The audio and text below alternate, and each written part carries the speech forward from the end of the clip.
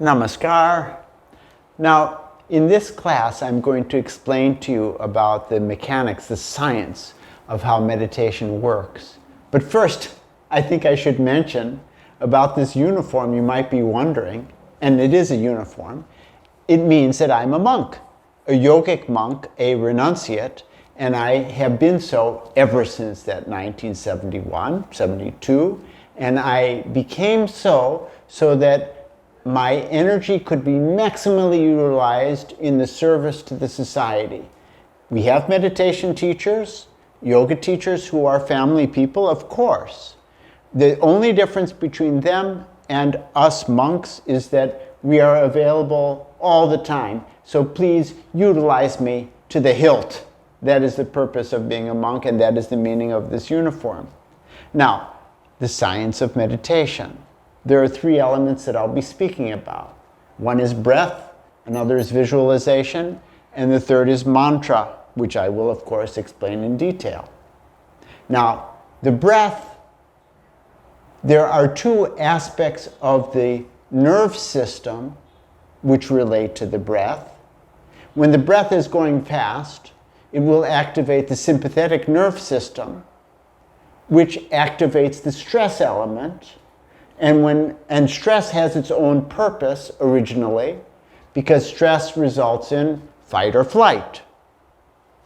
Now, when the breathing is slow, it activates the parasympathetic nerve system, which is only related to calming the being so that we can get a deeper understanding. So the relationship is automatic. If the breath is slowed down in a natural way, then it will result in deeper calmness. It activates the parasympathetic nerve system. For example, you might be in a race. When you finish the race, somebody asks you a question, and you say, I can't understand what you're saying, or I can't reply. My mind is not clear. Please wait till I catch my breath. So when breathing slows down, the mind becomes more clear, and we even use this system in order to contemplate, understand, study, memorize anything. The slower the breath is, the easier it will be for you to deeply understand, and it is even related to the development of intuition, which we'll be explaining by and by. Now, the second factor is the visualization. When you do concentration, you may visualize anything.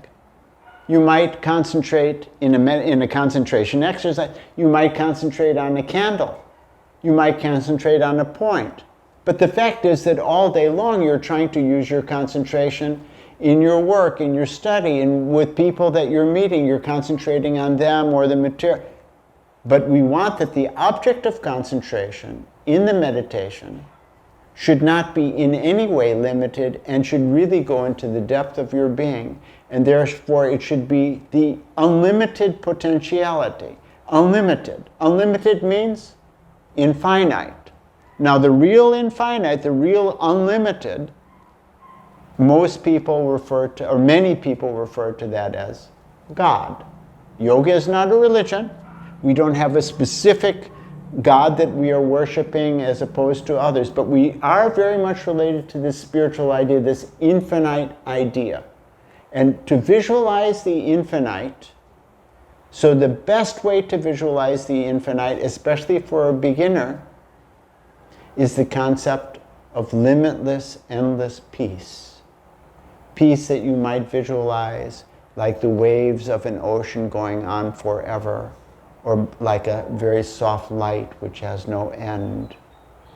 And that will be explained in the technique that you will learn just after this class finishes.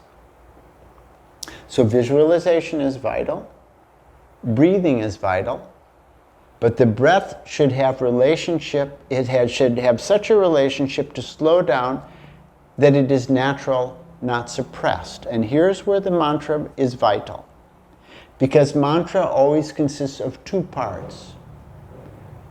I'll come to that in a moment. Let me define mantra.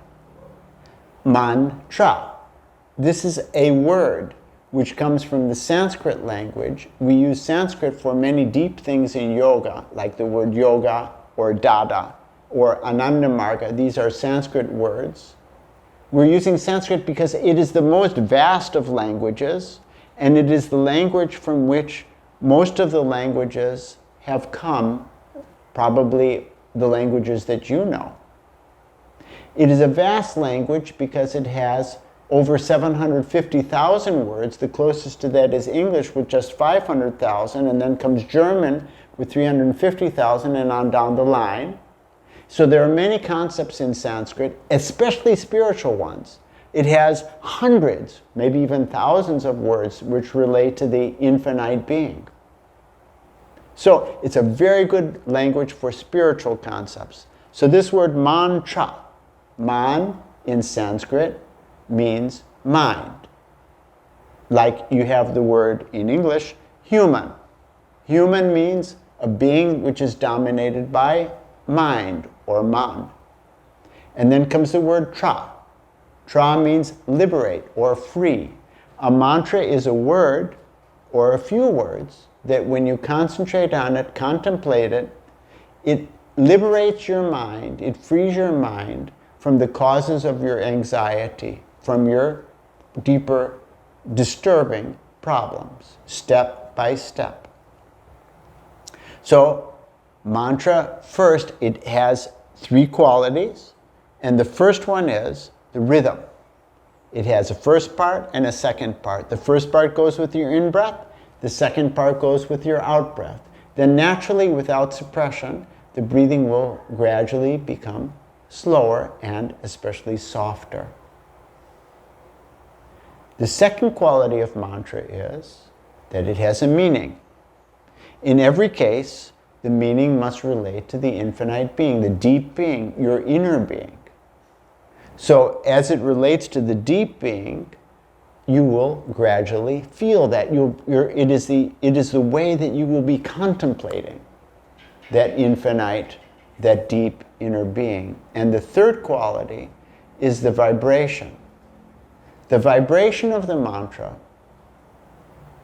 because it is Sanskrit, so it naturally arises different senses of feeling, and it also affects the vibration, the brain vibration. These theta waves and beta waves and alpha waves. It's a long and scientific discussion, but it slows down the brain waves and gives you gradually deeper and deeper, for example, alpha waves and then even deeper. This is the quality of all effective mantras which have been developed over a long time by yogis who experimented with the different kinds of words and sounds and mantras. So, the mantra that we are using for our beginner's meditation and also for our chanting for everybody, it is 3 words. The first word is Baba. Now, Baba means infinite love.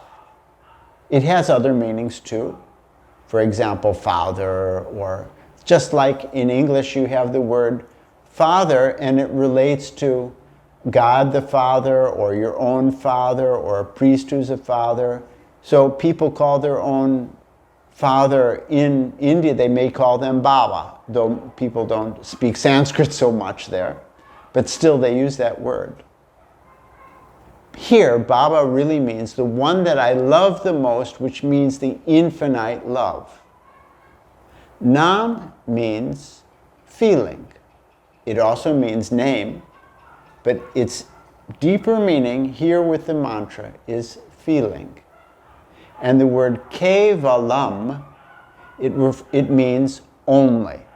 So the mantra means infinite love, feeling only. So we will be using this mantra for your meditation. Baba Nam as you breathe in, infinite love feeling as you breathe in, Kevalam as you breathe out. That will come in the very next instruction which we will be giving. How to do meditation very specifically. So this is the mantra. And I mentioned that there is a chanting. So in order to concentrate the mind very quickly in a way which is using your own physicality, the physicality of the vocal cords and your ears.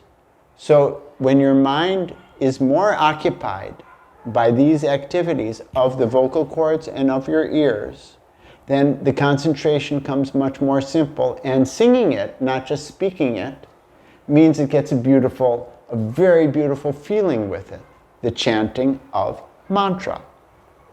So we will be chanting mantra for a few minutes before each meditation to get a beautiful feeling. When you do this at home, then I suggest you go on chanting the mantra until you get a beautiful feeling, whether that needs 3 minutes or 15 minutes. As this is the best idea for doing this process, which is called kiirtan. K-I-I-R-T-A-N, kiirtan. Now, kiirtan, when we do, for the advanced meditators, it is done in a kind of dancing style, which we will explain much later. And that's beautiful, and I love it. And it really gets the mind into such a flow. But for now, before your meditation, you will sing the mantra sitting. So now, how will you sit for meditation? I want to speak about that. You will sit in the way which is comfortable for you, in which you can keep yourself straight, in which you can avoid moving as far as possible. So most people are not going to be comfortable in the way that I'm sitting, which is lotus position. If you cannot sit in this way, and don't force it, there are exercises which will help you, then you can sit. If you're comfortable like this, you can sit in the half lotus position. If you're not comfortable like this, then you sit in the easy position. And you see, I'm sitting on a cushion, and that is helpful for anybody. But if this is still not comfortable for you, then you can add another cushion or another. And if I add another, you might all start laughing if I fall down, so I won't. But you see, my hips have come very up, and it's very, very easy to sit without any pain in the knees. But still, if this is not sufficient for you, then if you have in your house something of this sort,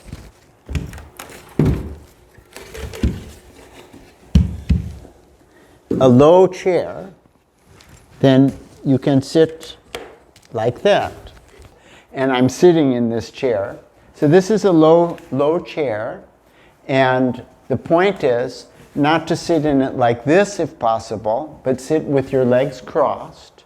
And if your feet hurt, then you can take a cushion to put under your feet, and then you can sit like this. So the position for sitting is with your hands, your fingers interlocked in your lap, and your back as straight as you can, but without strain, and then you'll be sitting without moving.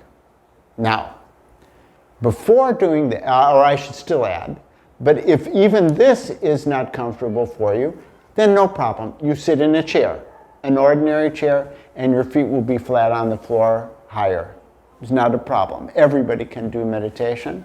It's not that some people can't. So, kiirtan, you're going to be chanting the kiirtan before you start. And if your legs start hurting while you're chanting kiirtan, then you'll get too much distracted. So my suggestion is that when you begin the kiirtan, don't sit in the pose. Let's say that you're able to sit in lotus pose, but it can become painful after some time. Don't sit in lotus pose. Rather, sit in easy pose. While you're doing kiirtan, don't worry about. When you finish the kiirtan, then you sit really proper so that you can enjoy a deeper meditation without the strain of the body. This is what I only needed to explain to you before teaching you the meditation technique itself. It will come in an audio file. Namaskar.